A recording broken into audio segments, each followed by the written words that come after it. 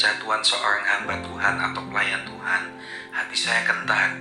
Jika seorang yang dipakai Tuhan secara luar biasa bisa jatuh, maka hal itu sangat mungkin terjadi pada kita semua.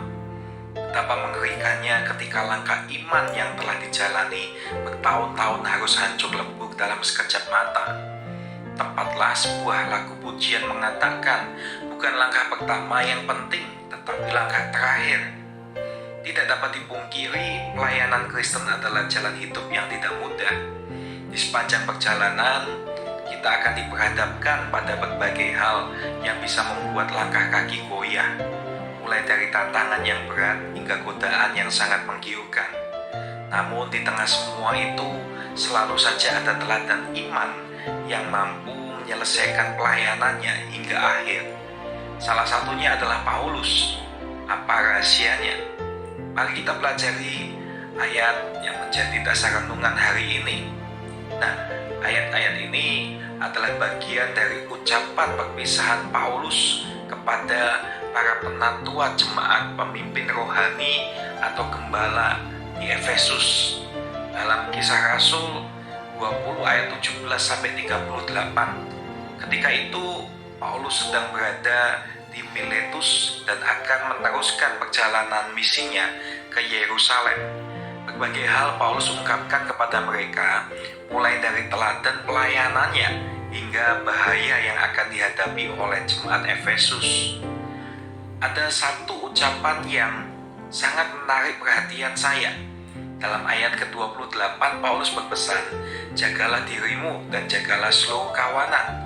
Melalui nasihat ini Paulus menekankan pentingnya seorang gembala untuk menjaga diri sendiri sebelum menjaga kawanan domba Allah.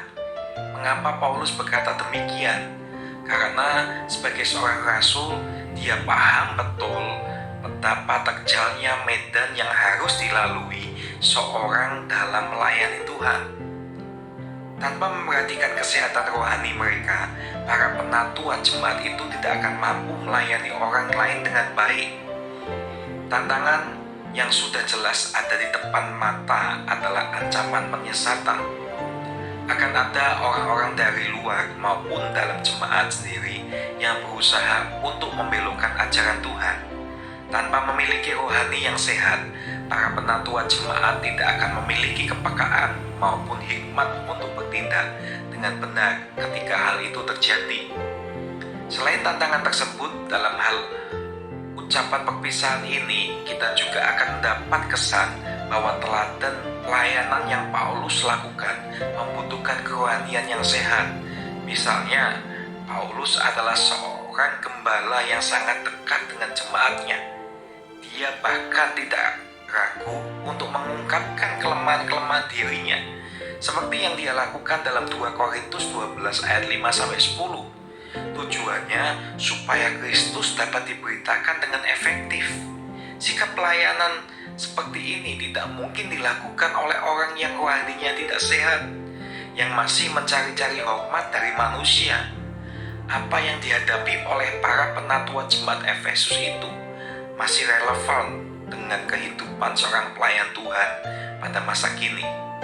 Oleh sebab itu, marilah kita tidak hanya sibuk melakukan sesuatu bagi Tuhan, tetapi pertama-tama kita harus sibuk untuk mengenal Tuhan dan mengoreksi diri sendiri. Jangan sekali-kali mengabaikan kehidupan doa dan kebiasaan menggali firman Tuhan.